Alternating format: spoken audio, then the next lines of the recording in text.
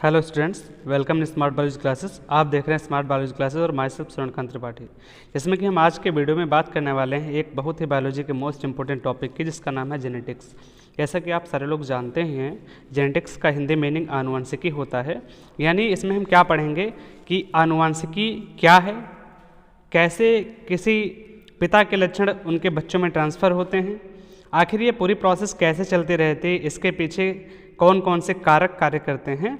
आज के हम इस वीडियो में पूरी इसी टॉपिक पर बात करेंगे और जेनेटिक्स के मुख्य टर्मिनोलॉजी, जो शब्द प्रयोग किए जाते हैं आनुवंशिकी के अंदर, जैसे जीन है, गुणसूत्र है, कारक है, समयुग्मजी है, विषमयुग्मजी है, तो इस तरीके के तमाम जो कारक हैं, जो टर्म हैं, कैसे यूज किए जाते हैं और उनका क्या मतलब है।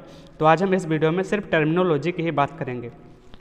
तो देखने से पहले अगर आपको हमारा वीडियो चैनल अच्छा लगे तो सब्सक्राइब करें, लाइक करें और शेयर करें, क्योंकि हम ये मेहनत आप सभी लोगों के लिए ही करते हैं, तो एक लाइक तो बनता है दोस्तों। ठीक है, देखते हैं। जैसा कि आपको यहाँ पे लिखा हुआ दिख रहा है जेनेटिक्स। जेनेटिक्स का मतलब होता है आनुवंशिकी। देखिए, जैसा कि इसका नाम जेनेटिक्स है, आनुवंशिकी है, तो ये दिया किसने है। सबसे पहले हमें ये जानना जरूरी है कि जेनेटिक्स टर्म किसने दिया है।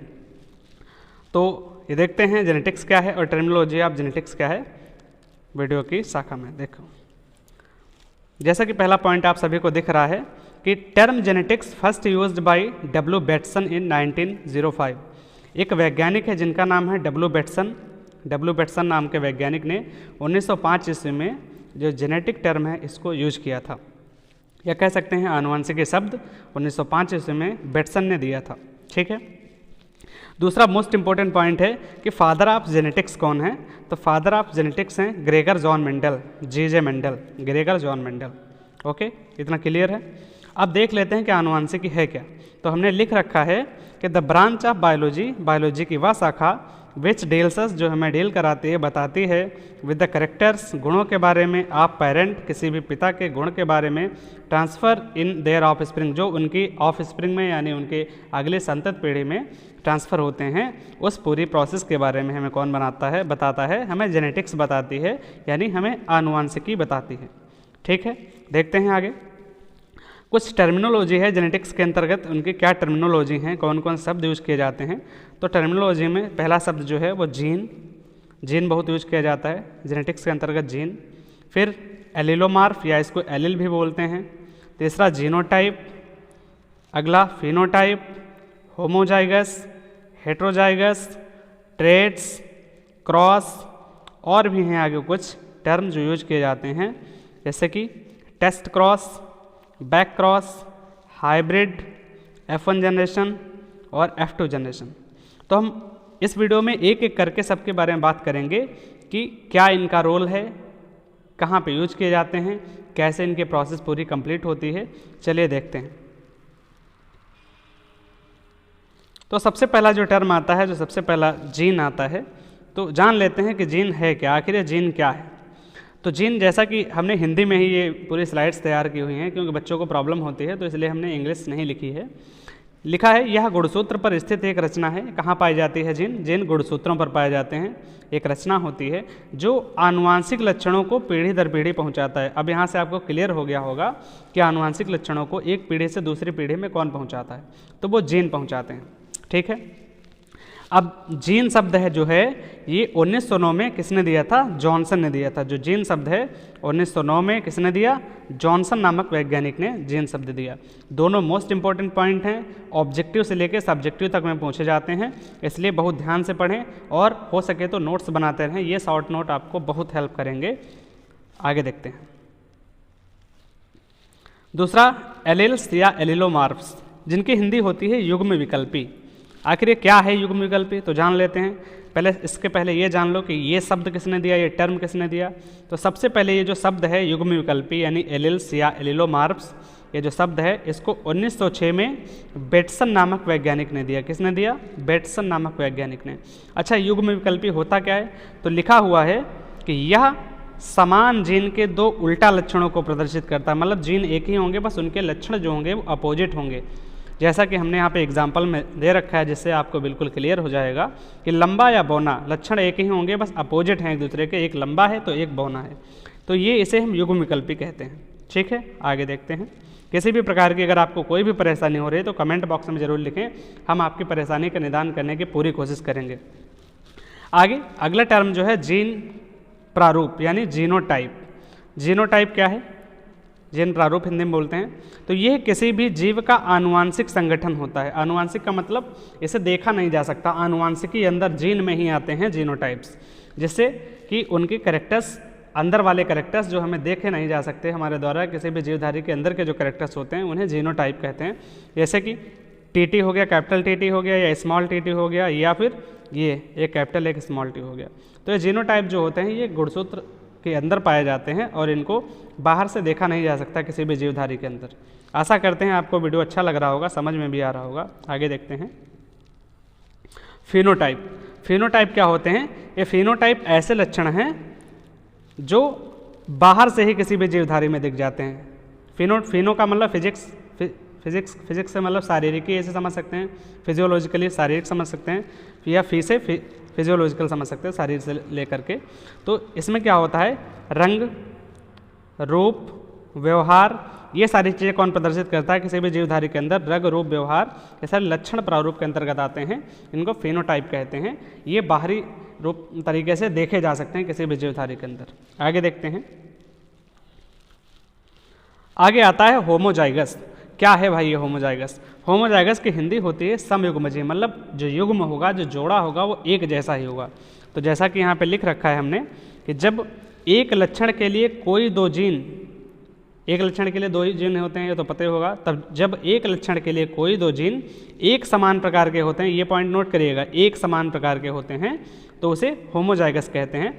जैसे टीटी या टीटी यानी एकदम लंबा, प्योर लंबा या प्योर छोटा, बौना, तो ये होमोजाइगस होते हैं। मतलब इनके जो युग्म होंगे वो एक जैसे होंगे। जैसे कैपिटल टी हैं तो दोनों कैपिटल हैं, स्मॉल टी हैं तो दोनों स्मॉल हैं। ठीक है, आशा करते हैं आपको वीडियो समझ में आ रहा होगा। ज़्यादा से ज़्यादा वीडियो को शेयर करें, लाइक करें, कमेंट भी करें।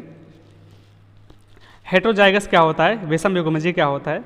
तो इसमें आप देख सकते हैं विषम युग्मजीय का मतलब जब एक लक्षण के लिए, विषम युग्मजीय का मतलब अलग अलग युग्म होंगे पेयर, तो जब एक लक्षण के लिए कोई भी दो असमान प्रकार के जीन होते हैं तो उसे हेटेरोजाइगस कहते हैं। जैसे टीटी, अब ये देखो एक कैपिटल टी है एक स्मॉल टी है, तो ये कैसे हैं? वैसे अगर इनको हम बायोलॉजिकल लैंग्वेज में देखें तो संकर लंबे पौधे कहे जाएंगे। क्या कहे जाएंगे?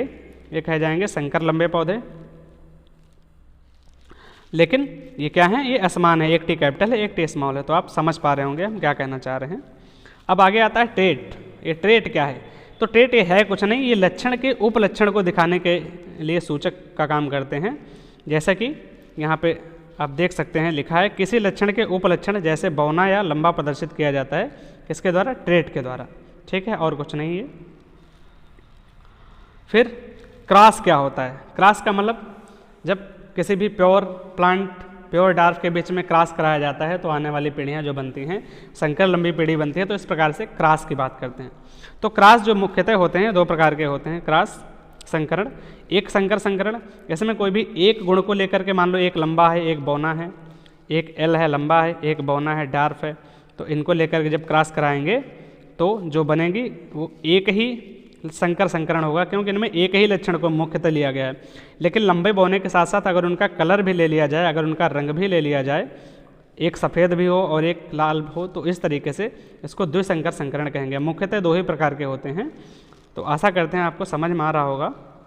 अगर किसी भी प्रकार की समस्या प्रॉब्लम है तो आप मैसेज ज़रूर करें कमेंट में, हम आपकी समस्या के पूरे समाधान करने की कोशिश करेंगे। Test cross. टेस्ट क्रॉस क्या होता है देख लेते हैं।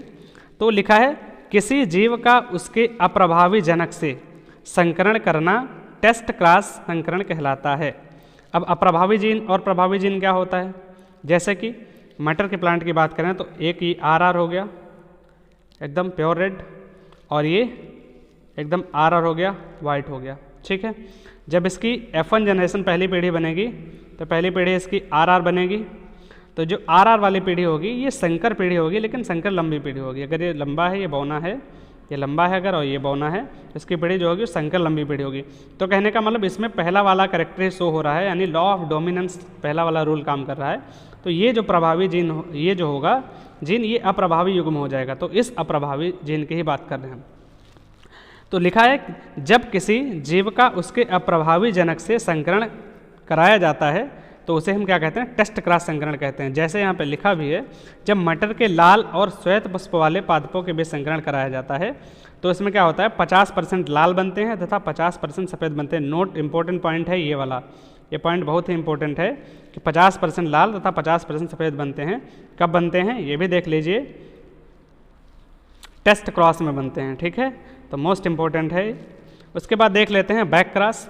बैक क्रॉस क्या होता है, इसमें पहले संतति के संकरों का उनके जनकों के संकरण से जब संकरण करा दिया जाता है, यानी संतति के जो संकर होते हैं, एक पीढ़ी बनी, जैसे अभी पीछे वाले में बात कर रहे थे, मान लो ये RR था और ये RR था, यहाँ पे नहीं इधर दिखा रहे हैं, मान लो ये एक RR था, ये RR था और ये RR था, इनकी जब पहली पीढ़ी बनी तो ये RR बनी। लेकिन जब इस पीढ़ी का संकरण इस पहली वाली से करा दिया जाएगा, इस RR से करा दिया जाएगा, तो इस प्रकार के संकरण को हम बैक क्रॉस संकरण कहेंगे, बैक क्रॉस कहेंगे। वही हमने लिख रखा है कि संतति के संकरों का उनके जनकों के संकरण से जो संकरण, जनकों का जो संकर बनते हैं उनके जनक से संकरण कराया जाता है, उसे विपरीत संकरण कहते हैं, क्योंकि ऊपर जाके ऊपर वाले से मिल जाता है और उससे क्रॉस करता है। जैसे RR और RR के बीच प्योर डार्क के बीच, या कह सकते हैं प्योर रेड और प्योर वाइट के बीच जब संकरण कराया जाता है तो उससे RR प्राप्त होता है, जैसा कि भी हमने बताया। फिर जब इसी RR का पुनः ऊपर इसके RR से संकरण कराया जाता है, एक बार पुनः देख लीजिए, इसका जब संकरण हुआ तो RR बन गया, ये बन गया। लेकिन जब इस वाले RR का यानी F1 पीढ़ी का संकरण, F1 पीढ़ी के द्वारा जो संकर बनता है, ये हाइब्रिड बना है, इसका जब संकरण पुनः प्योर वाले से करा दिया जाएगा तो इसे हम बैक क्रॉस कहेंगे, क्योंकि पीछे बैक हो गया है, ऐसे समझ सकते हैं, तो इसे बैक क्रॉस संकरण कहते हैं। इसमें जो संतति होती है वो 100% लाल ही बनते हैं, ये मोस्ट इंपॉर्टेंट पॉइंट याद कर लीजिए। इसके जो पीढ़ियाँ होते हैं, संतति का मतलब आगे आने वाली पीढ़ी प्योर लाल ही होती है। आशा करते हैं आपको समझ में आ रहा होगा। किसी भी प्रकार की परेशानी समस्या के लिए आप कमेंट जरूर करें, हम आपके समस्या का समाधान पूरा कोशिश करेंगे करने के लिए। आगे देखिए, तो आशा करते हैं आपको हमारा वीडियो अच्छा लगा होगा। अगर वीडियो अच्छा लगा है तो आप एक बार लाइक करें, शेयर करें, सब्सक्राइब करें और ज़्यादा से ज़्यादा कोशिश करें अन्य लोगों तक पहुंच जाए हमारा वीडियो, ताकि उनको भी कहीं न कहीं लाभ हो। ओके, धन्यवाद।